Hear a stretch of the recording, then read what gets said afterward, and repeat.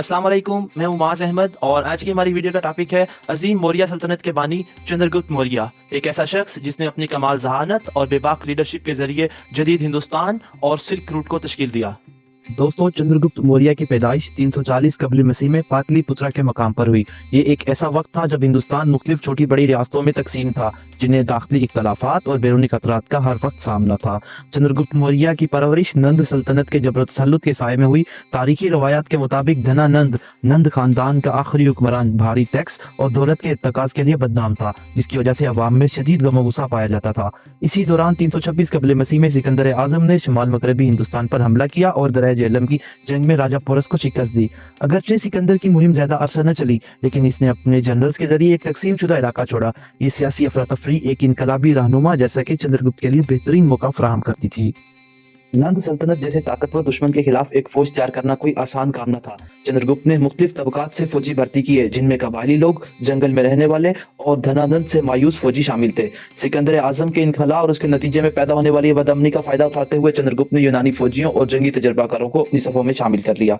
मशहूर Greek historian Plutarch के मुताबिक चंद्रगुप्त ने अलेक्जेंडर द ग्रेट को फॉलो करते हुए मैसिडोनियन आर्मी की टैक्टिक्स अपनी फौज को सिखाई, जिसमें फैलेंक्स और डिसिप्लिन इन्फेंट्री जैसी स्ट्रेटजीज शामिल हैं। हम अपने व्यूअर्स को बताते चलें कि फैलेंक्स एक ऐसी वॉर स्ट्रेटजी है जिसमें सोल्जर्स को शोल्डर टू शोल्डर और शील्ड टू शील्ड मैच करके पेशकदमी की जाती है। चंद्रगुप्त मौर्य की फौज के अंदर 6 लाख पैदल फौजी, 30,000 घुड़सवार और 9,000 जंगी हाथी शामिल थे, जो बड़े सगीर में उस वक्त की सबसे बड़ी फौज थी। चंद्रगुप्त ने गोरिल्ला जंगी हिकमत अमली का इस्तेमाल करते हुए और जुग्राफिया और मौसम का सही इस्तेमाल और अचानक हमलों को मौसर करते हुए दुश्मन सल्तनत को गैर मुस्तहकम किया।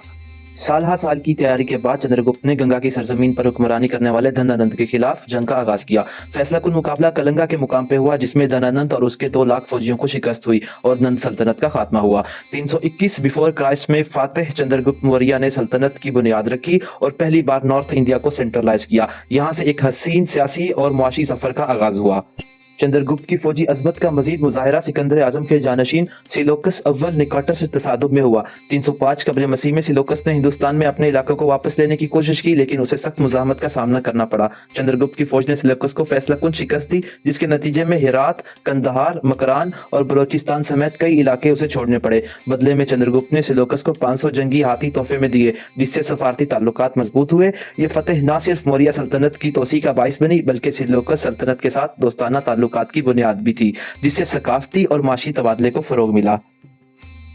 दोस्तों, चंद्रगुप्त की हुक्मरानी सिर्फ फतुहात की हद तक महदूद नहीं थी। उन्होंने मजबूत बुनियादी ढांचे की तामीर में सरमायाकारी की, सड़कें और शाहराएं बनाई गईं। चंद्रगुप्त ने अत्रापथ नामी एक तजारती रास्ता कायम किया, जो कि कैपिटल पाटलिपुत्रा और तक्षशिला जैसे अहम तजारती मराकज को आपस में जोड़ता था।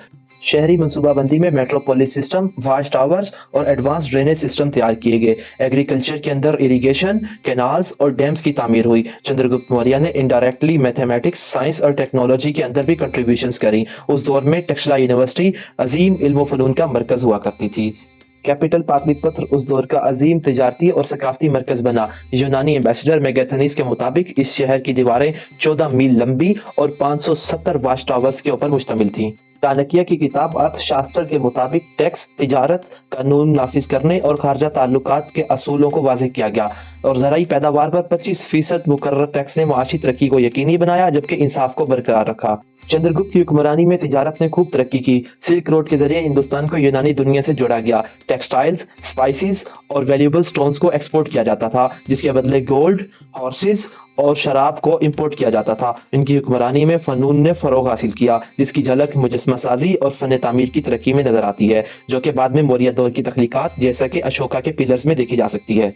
साल 298 कबल मसीह में चंद्रगुप्ता ने सल्तनत अपने बेटे बिंदुसरा के हवाले करके बदरा बाहू की गाइडेंस पे जैन मजहब इख्तियार कर लिया। जैनिज्म की ट्रेडिशंस के मुताबिक श्रावण बेलागोला कर्नाटका के मकाम पे उन्होंने सीखना यानी फास्टिंग अंटिल डेथ के जरिए अपनी जिंदगी का खात्मा किया। दोस्तों, आज की वीडियो का इख्तिताम चंद्रगुप्त मौर्य के अजीम उस्ताद चाणक्य आचार्य के कॉल से करेंगे। वो कहते हैं, किसी भी काम को करने से पहले अपने आप से 3 सवाल पूछो। मैं ये क्यों कर रहा हूँ? इसके क्या नतीजे हो सकते हैं? क्या मैं कामयाब होऊंगा? सिर्फ जब आप गहराई से सोचकर तसल्ली बख्श जवाबात हासिल कर लें, तभी आगे बढ़ें। शुक्रिया।